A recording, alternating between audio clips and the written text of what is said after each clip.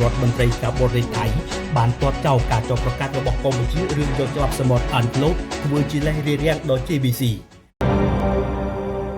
ក្រសួងការបរទេសថៃបានចេញមុខទាត់ចោលទាំងស្រុងចំពោះការចោទប្រកាន់របស់ភាគីកម្ពុជា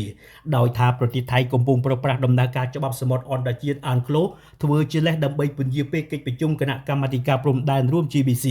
ដោយថៃសង្កត់ធ្ងន់ថាអ្វីដែលខ្លួនបានធ្វើគឺស្របតាមច្បាប់អន្តរជាតិទាំងស្រុងមិនត្រឹមតែបដិសេធនោះទេភាគីថៃថែមទាំងបានវាយបកនិងប្រើពាក្យពេចន៍ដោតចំថាការចោទប្រកាន់របស់កម្ពុជាបែបនេះគឺមិនបានជួយបង្កើតបរិយាកាសល្អសម្រាប់ការចរចានោះឡើយថៃបានអះអាងជាថ្មីថាក្រុមការងាររបស់ខ្លួនបានខិតខំប្រឹងប្រែងអស់ពីសមត្ថភាពរួចទៅហើយនៅក្នុងការការពារផលប្រយោជន៍ជាតិលោកសៀសាភូមិកេកៅឧបនាយករដ្ឋមន្ត្រីនិងជារដ្ឋមន្ត្រីក្រសួងការបរទេសថៃ